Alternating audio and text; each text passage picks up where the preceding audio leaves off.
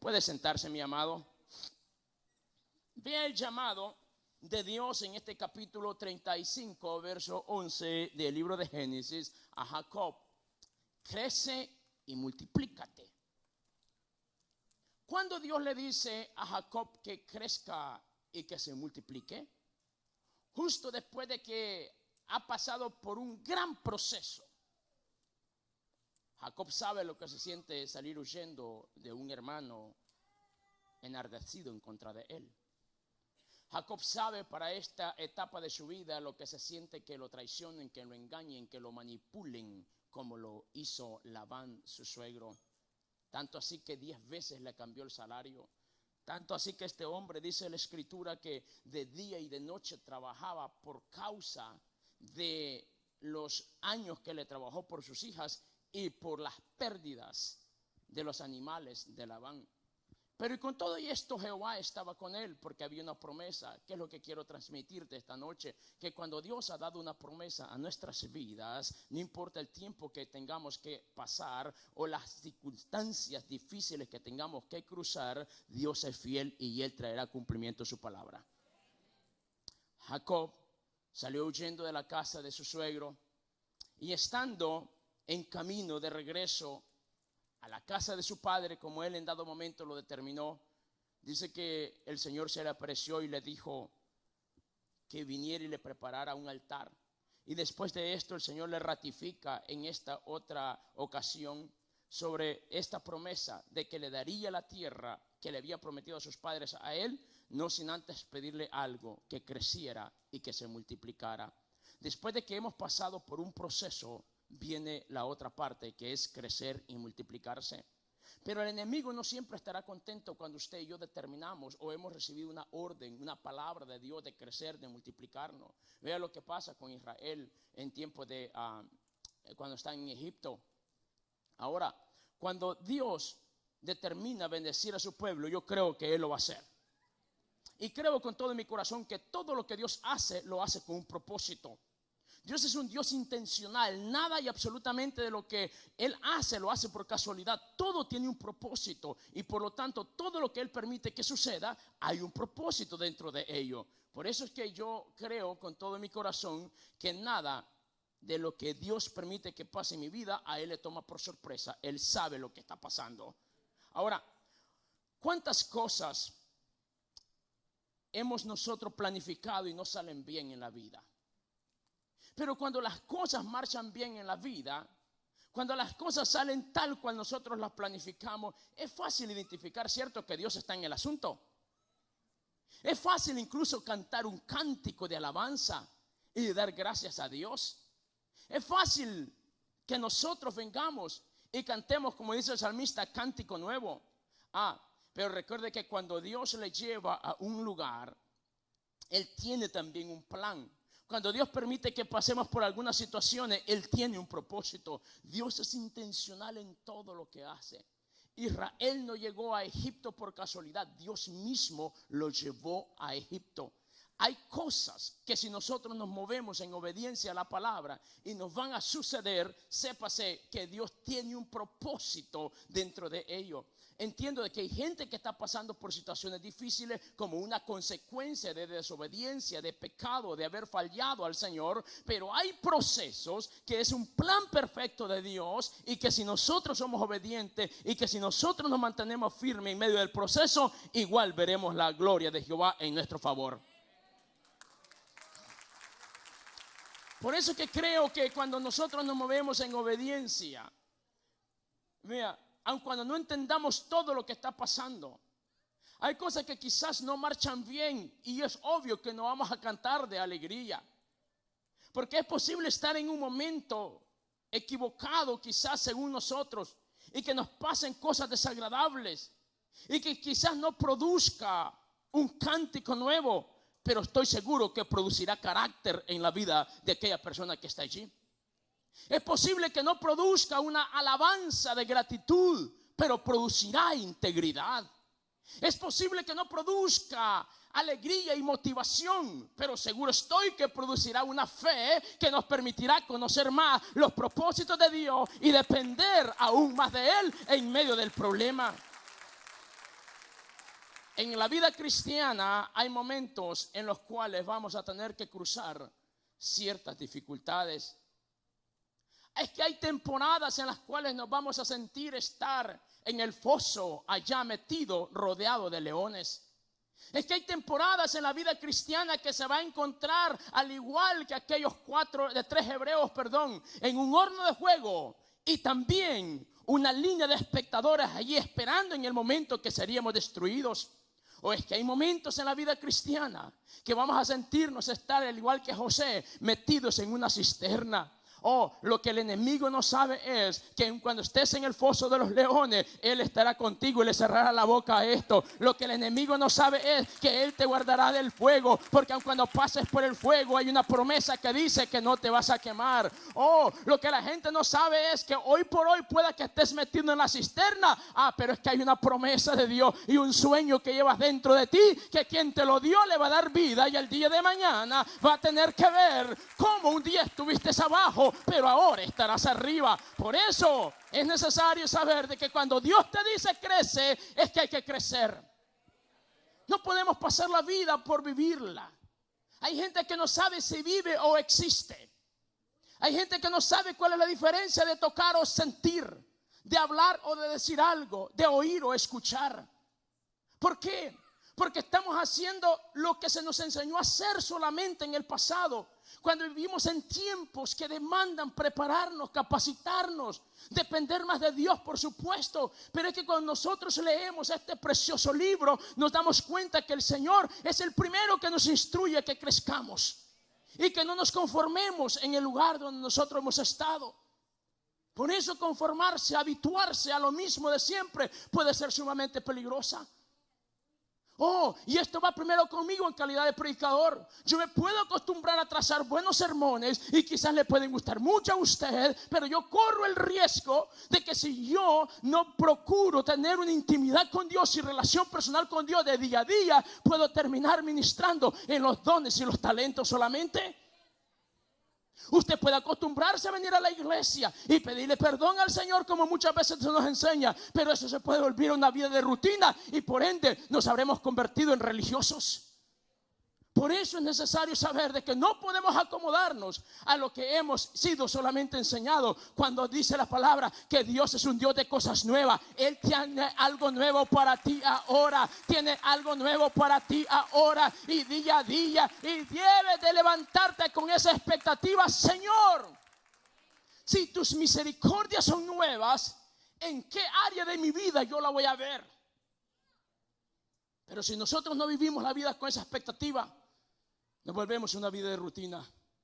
Decide que hay temporadas difíciles y Dios quiere que nosotros seamos fieles en toda circunstancia y en todo momento. El Señor quiere que nosotros aprendamos a alabarle a Él aun cuando las cosas van mal. Que aprendamos a darle gracias cuando vivimos en la casa grande o cuando estamos en aquel departamento chiquitico. Que aprendamos a darle gracias a Él cuando vamos en el carro último modelo o igual si andamos en una bicicleta. Es que el Señor quiere que al igual que David nosotros podamos decir: bendeciré a Jehová en todo tiempo y en Jehová se gloriará mi alma, porque yo no le alabo por lo que tengo, yo le alabo porque entiendo que Él es Dios y Él es digno de suprema alabanza. Él es digno de ser alabado. Yo sé que es difícil adorar a Dios cuando las cosas no van bien, pero es que si yo tengo fe y creo que Dios puede cambiar esa realidad, yo voy a empezar a darle gracias a Él, porque yo creo en el milagro, yo creo en la restauración, yo creo que ese hogar puede ser restaurado y por eso le voy a adorar a Él. Si no, pregúntele a mi madre cómo se sintió ella después de que mi padre le abandonó, y a todos nosotros en calidad de hijos, siendo yo el mayor de 12 años para la época. Momentos difíciles en la adolescencia de un muchacho, no tener a papá en casa. Pero mamá siempre nos enseñó a orar por papá, a pedir misericordia de Dios. 30 y más años después, un día papá regresó a casa. ¿Y sabes qué? Dios había sanado nuestros corazones de toda herida y de todo resentimiento del pasado. Y lo único que hubo fue un abrazo y una reconciliación y dar gracias a Dios, porque los propósitos eternos de Dios estaban así y que un día Él regresaría. Y eso es lo que yo puedo decir, que creo en un Dios de milagros. Que lo que hoy por hoy estás pasando es una prueba solamente, pero Dios puede hacer el milagro. Por eso es que yo creo que al igual que David debemos nosotros de decir que en mis labios siempre habrá una alabanza. Antes de preguntarle a Dios, ¿por qué te pasa lo que te pasa? ¿Por qué estoy cruzando lo que estoy cruzando? ¿Por qué el desierto, Señor? ¿Por qué no le preguntamos a Dios mejor, Señor, qué me quieres revelar en este proceso? ¿Qué me quieres mostrar en esta situación? Señor, ¿en qué área de mi vida es que yo necesito quizás tener un cambio? Y cuando nosotros vemos a Dios de esa manera, nos damos cuenta de que en Dios no hay accidentes y que llegaremos a la conclusión que Dios es bueno, ¿cierto? Creer que en esta vida todo será color de rosa es un error. Creer que no voy a tener problemas es una falsa ilusión. Salomón, claro, lo dijo cuando dijo: todo tiene su tiempo. Hay tiempos para llorar, iglesia. Pero es que hay una promesa del Señor en Mateo capítulo 5 en los momentos de llanto, porque Él dice que Él confortará nuestras almas en medio del llanto. Es cierto que hay momentos para llorar, pero también hay una promesa que Él estaría con nosotros y Él consolaría nuestras vidas, aún en el llanto mismo. Por lo tanto, cuando nosotros leemos capítulo 5 del libro de Mateo, sobre la enseñanza que Jesús da en el monte, encontramos de que hasta llorar es bueno, porque eso, dice, libera el alma. Y el Señor dice que Él consolará a los que lloran. Por lo tanto, en el momento que tengas que pasar una situación tan difícil, el punto que tengas que llorar, da por hecho que Dios estará contigo y Él consolará tu alma también en ese momento. Egipto es algo interesante cuando nosotros vemos lo que hemos leído en el capítulo 1 del libro de Éxodo. Porque Egipto, aunque muchas veces lo asociamos con el mundo, usted y yo tenemos que saber que el mundo no nos podrá detener. Al igual que Egipto no pudo detener al pueblo de Israel. Egipto para Israel no fue nunca la tierra prometida. Pero vea esto. ¿Por qué Dios permite que Israel fuera a Egipto? Egipto nunca fue la tierra prometida para Israel. Por eso leí el capítulo 35 del libro de Génesis. La tierra prometida no fue Egipto, pero Egipto se convierte para los israelitas en la morada eterna. Al igual que muchos cristianos hoy en día, hemos hecho nuestra morada eterna en aquellas circunstancias que producen dolor, lágrimas, tragedias, heridas, traiciones, malos recuerdos. Eso es parte de un proceso solamente a través del cual Dios ha permitido que tengamos que pasar, al igual que Egipto fue parte de un proceso para el pueblo de Israel, pero nunca la morada final. Aun cuando Israel, vea, fue Dios mismo quien lo llevó a Egipto, nunca fue el plan de Dios que este fuera la morada final de Israel.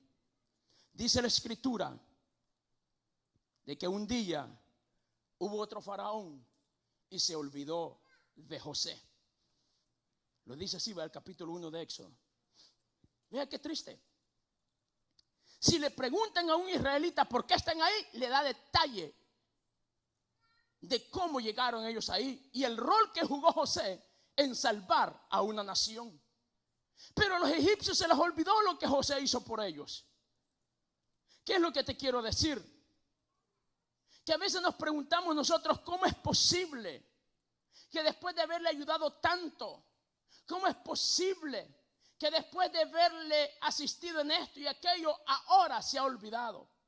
Ahora que yo lo necesito, ahora que la necesito, se ha olvidado de mí.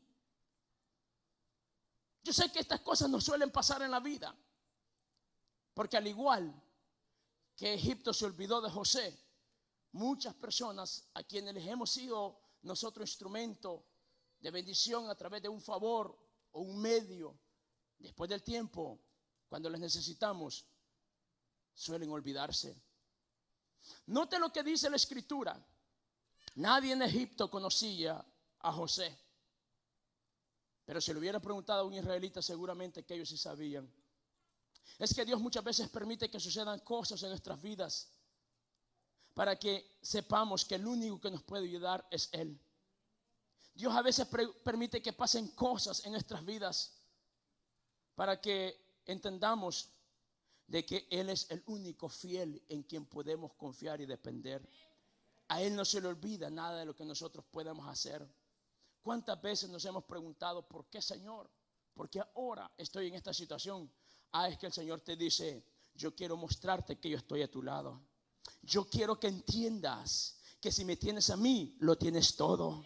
Yo quiero que sepas que si tu mirada está puesta en mí, verás mi luz y también verás mi salvación.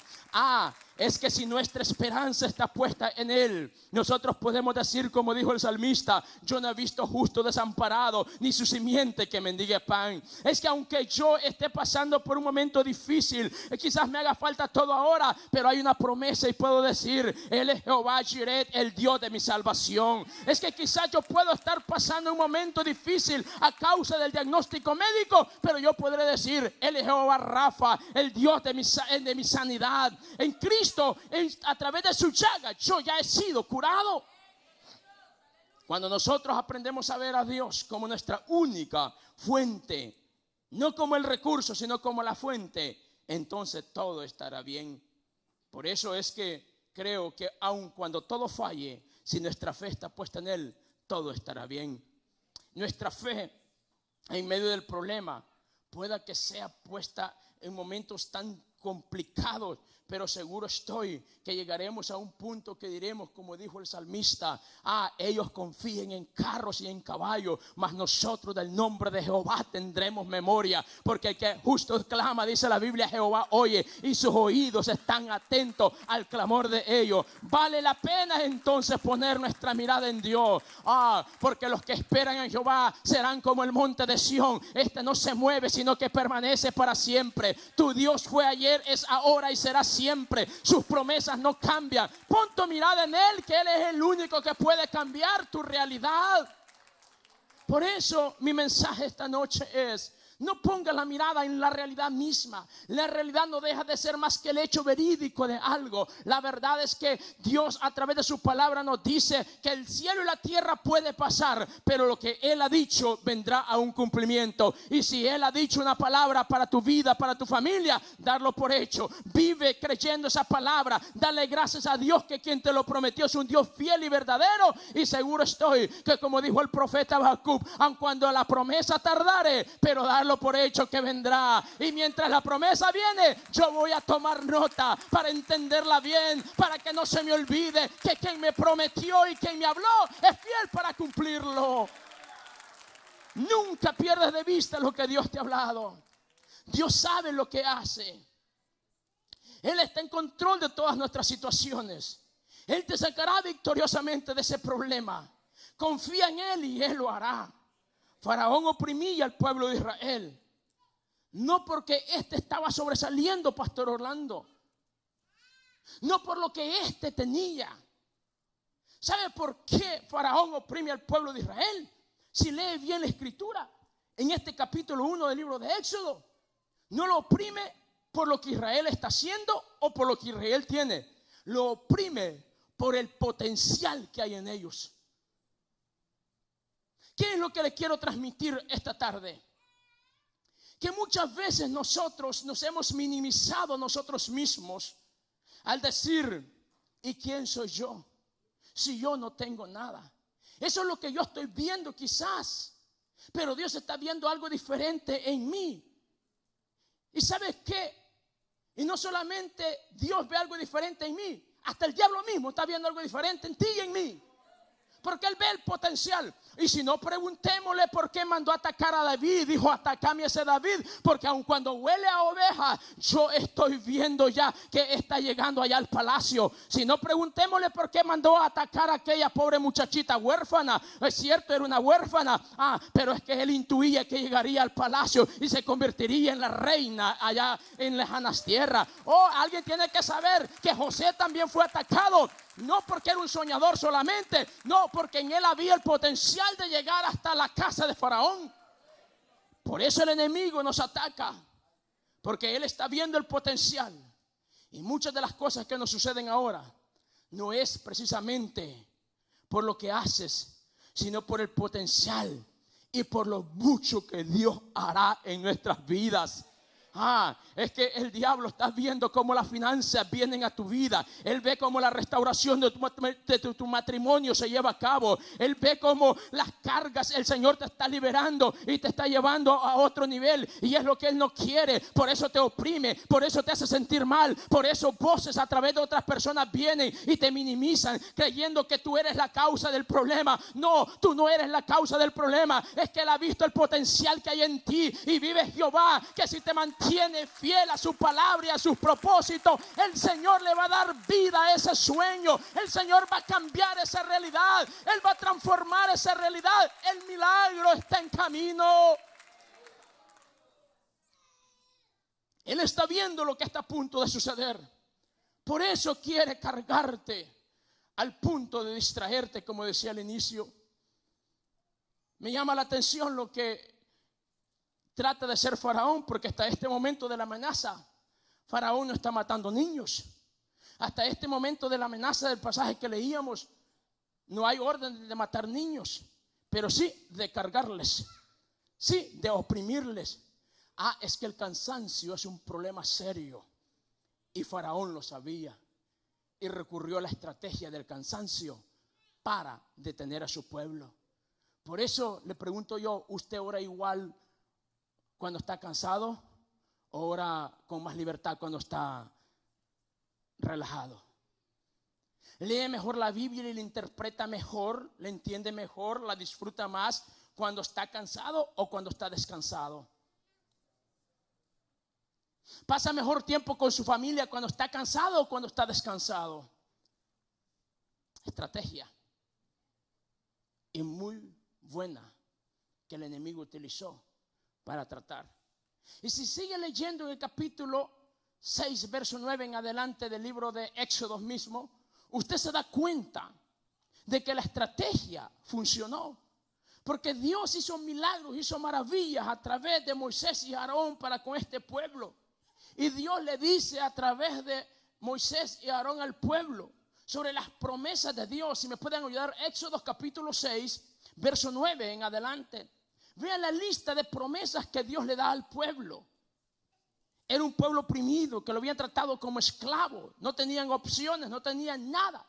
Pero Moisés habló al pueblo de Israel el mensaje que Dios le mandó, pero ellos no escuchaban a Moisés a causa de la congoja de espíritu y de la dura servidumbre. Es que el cansancio produce estado depresivo en la vida de la persona. Y eso es lo que Israel está viviendo. Pero si usted regresa a los versículos anteriores, se da cuenta de las promesas que Dios le está dando al pueblo de Israel. Que van a ser una nación libre, que van a ser una nación próspera, que Él va a ser su Dios. Tantas promesas, pero ellos no podían escuchar porque estaban cansados y por el trabajo pesado que les estaban dando. Entonces le había funcionado hasta cierta parte a Faraón lo que se había propuesto de agregarles más trabajo, de agregarles más carga. Amada iglesia del Señor, el trabajar más no nos va a sacar del problema económico. El trabajar más no nos va a resolver esas situaciones que nosotros tenemos. Eso es mentira. Lo que nos va a sacar de esa situación es la inteligencia, la sabiduría, el favor de Dios. Leamos el libro de Proverbios y nos daremos cuenta que allí está encerrada una serie de principios, porque la Biblia dice que Él da sabiduría y conocimiento y inteligencia. Y esos tres principios son indispensables para aplicarlos en el mundo administrativo. Por eso a mí me sorprende cuando nosotros nos enfocamos tanto en el trabajo. Y perdóneme que voy a decir algo, unas 2, 3 verdades acá, no era parte de mi tema, pero es que es verdad. Hay gente que cuida más el trabajo que lo que se cuidan a ellos mismos. Perdóneme, pero son verdades. O corríjame si estoy equivocado. Cuidan más el trabajo que lo que se cuidan ellos mismos. no tienen problema para cumplir con lo que un jefe les está pidiendo, pero nunca hacen nada para llevar a cabo sus planes y proyectos. Con facilidad se unen a la visión de alguien más y se olvidan de la propia. Están desarrollando la empresa de alguien más, pero nunca piensan en la de ellos. Y me salgo del tema porque no es mi tema para esta noche.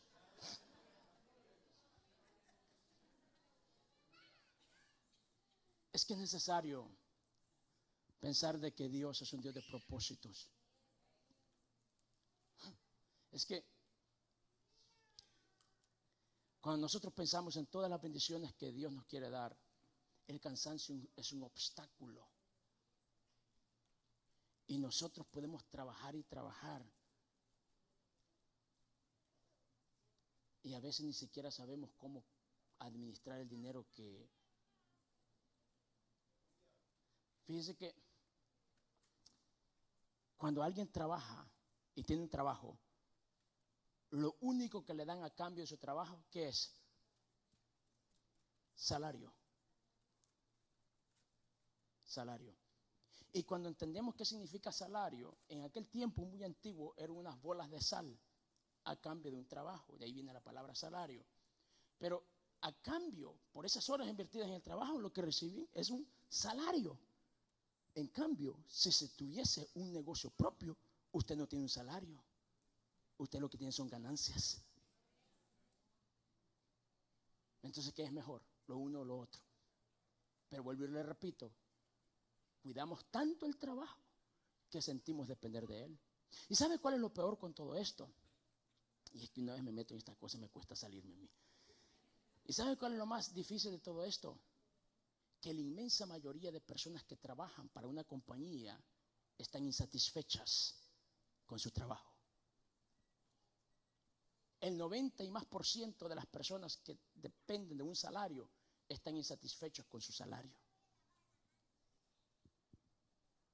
No están conformes con la política de la empresa, pero siguen estando ahí. Usted y yo no nacimos para perder en esta vida, sino para ganar y triunfar. Tristemente, muchos de nosotros lo que hemos ganado son años de vida y canas, pero poca experiencia y sabiduría. Otros hemos ganado deudas cuando deberíamos de haber ganado ingresos. Por eso no se puede poner be all you can be.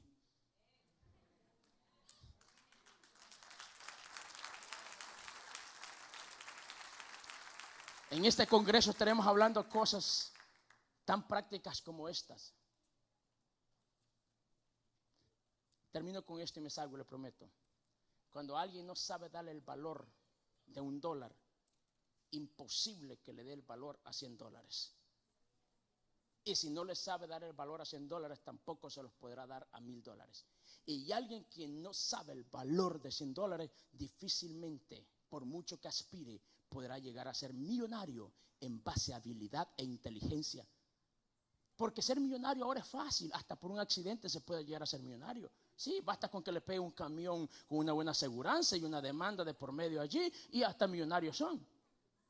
Por eso digo, ser millonario no es el chiste, es cómo generar, cómo hacer que surjan las cosas.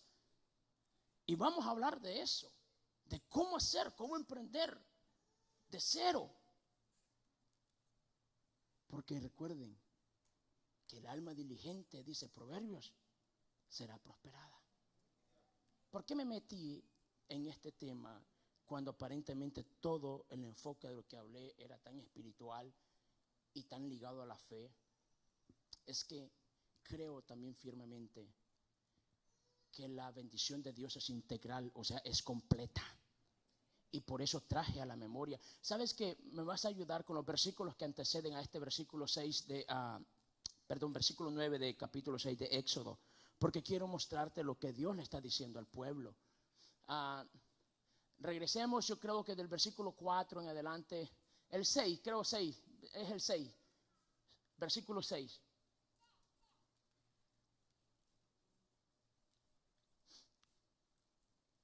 Por tanto, le dice Dios, dirás a los hijos de Israel, yo soy Jehová. Y yo los sacaré debajo de las tareas pesadas de Egipto. Y os libraré de su servidumbre.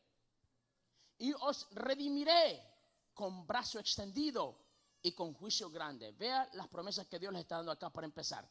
Uno, que los va a sacar de las tareas pesadas. Dos, que por fin van a dejar de ser esclavos. Ahí hay dos promesas ya. Versículo 7. Y los tomaré como mi pueblo. Identidad, una tercera promesa. Y seré vuestro Dios y sabréis que yo soy Jehová vuestro Dios. Otra promesa. Que lo sacó de las tareas pesadas de Egipto. Y el versículo 8 agrega y dice, y los meteré a una tierra a la cual juré, dice, con mi propia mano, delante de Abraham, Isaac y Jacob. Otra promesa. Que yo se la daría a ustedes por heredad. Otra promesa. Pero ve el versículo 9, esa es la realidad. De nada sirve que en tantas promesas de Dios dadas a nuestras vidas, cuando ni siquiera las podemos procesar a causa del cansancio, a causa de la depresión. Aunque usted no me lo crea, hay muchos cristianos dentro de la iglesia que están visitando a médicos y están ingiriendo medicamentos contra la depresión. Y no me malinterprete, puede que sean causas muy médicas, pero lo que sí sé es que el cansancio produce angustia, ansiedad, y el trabajo produce cansancio. Y dice la Biblia, el Salmo 127, que es por demás que vayamos a trabajar y que nos levantemos de madrugada y lleguemos tarde y que comamos pan con dolores. Porque si Jehová no edifica la casa, en vano trabajan los que la edifican. Si Jehová no está en el asunto, es difícil que usted y yo logremos lo que nos hemos propuesto. Por eso es que es necesario una dependencia total de Dios. Y por eso decía que aun cuando Egipto se anteponga, si quien te dio la palabra la va a cumplir, porque Él es el Dios hacedor de maravilla. No hay faraón, no hay nadie que pueda detener lo que Dios te ha prometido, pero demanda de usted y de mí responsabilidad y acción. Por eso esta noche quiero concluir de la siguiente manera. Dios quiere cambiar nuestra realidad. Dios quiere que nos sequemos las lágrimas y que le creamos a Él y actuemos en base a lo que su palabra nos enseña.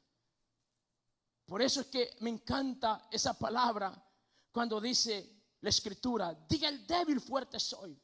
Es que yo no tengo que esperar que sucedan las cosas para darlas por hecho. Dios honra la fe de aquellos quienes le creen a Él. Y a Dios le encanta. Por eso creo que fue el domingo que predicaba y hablaba de ese capítulo 5, verso 20 del libro de Lucas. Dice Jesús, al ver la acción de ellos, mira lo que pasa cuando Dios ve una acción, cuando Dios ve un acto de fe en usted y en mí, provoca que Él suelte una palabra. Pero hay gente que se acomoda a la realidad. El paralítico del estanque de Betesda, cuando Jesús llega y le dice quiere ser sano, él ya está acomodado a esa esperanza y dice, pero es que cuando el agua entra en movimiento, alguien entra primero que yo. 38 años, o sea, él lo que estaba esperando, yo creo, era quién se iba a sanar, no él. La ventaja y la glorioso y lo maravilloso con Cristo es que no importa los años que tengas que esperando un milagro, Él va a llegar a ayudarte en el momento de la necesidad, porque you are next, tú eres el próximo.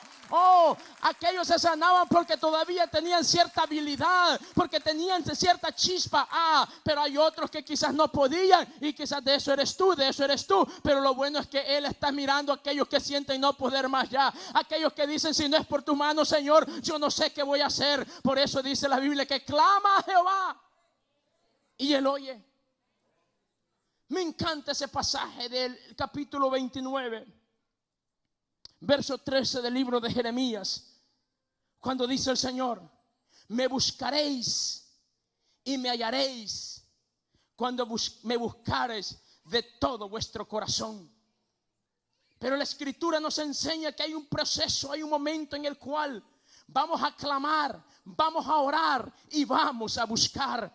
Entonces me buscaréis, dice el Señor, con esta actitud, y también seré hallado por ti, porque Él está cercano a los contritos de espíritu, dice la Biblia, a los jactanciosos, a los que creen que no necesitan el consejo, a los que creen que todavía pueden por sus habilidades. Esos tendrán que esperar un poco más. Pero aquellos que sienten no poder más ya, aquellos que sienten que si no es por la intervención divina de Dios, prepárate, porque Dios te va a sorprender. Dios va a hacer un milagro, porque Él es el Dios hacedor de maravillas, el Dios que cambia el día malo en día bueno, como dice Esther 9:22, la tristeza en alegría, el luto en gozo y la escasez en abundancia. Vea la clase de Dios que tenemos.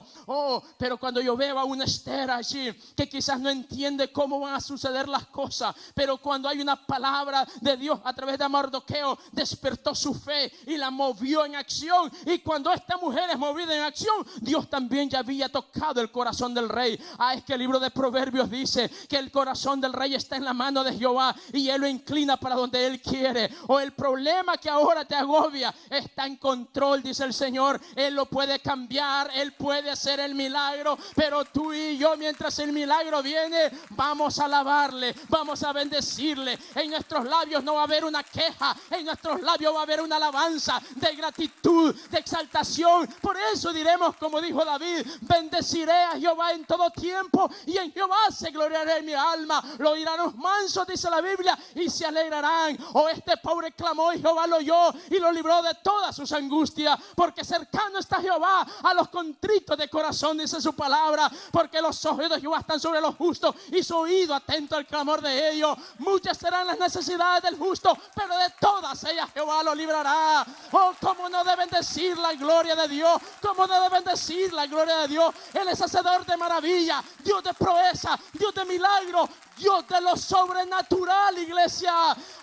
Si tienes un Dios sobrenatural, no puedes esperar un milagro más. Mira la mano de Dios haciendo un milagro sobrenatural. Por eso esta noche quiero que estemos en pie y le demos gloria a ese Dios de lo sobrenatural, Dios de lo imposible, Dios de maravilla, Dios de proezas. Cuando las fuerzas humanas se acaban, empiezan las fuerzas de Dios en la vida del hombre y la mujer que ha determinado creerle a Él. Y si no, preguntémosle a Sara. Versículo 11 del capítulo 11 de Hebreos, dice la Escritura que Sara se fortaleció en fe a pesar que era estéril. Yo no sé a cuál será el pesar que tú estés enfrentando esta noche de la imposibilidad, pero sí dice la Escritura que se fortaleció en fe porque había un Isaac que dar a luz. Hay un sueño todavía que conservas en tu corazón. Hay una ilusión que todavía está allí. Hay una esperanza que todavía está guardada allí. Y Dios dice: si fortaleces tu fe, esa esperanza, esa ilusión, ese sueño, ese deseo, vendrá un cumplimiento.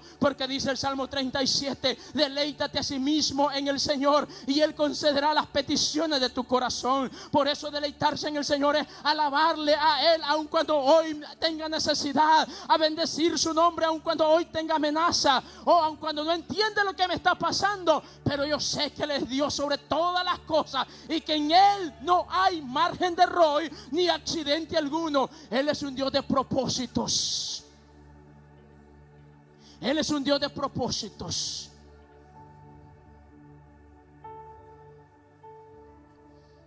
Tú eres un Dios de lo sobrenatural. Tú eres hacedor de maravillas.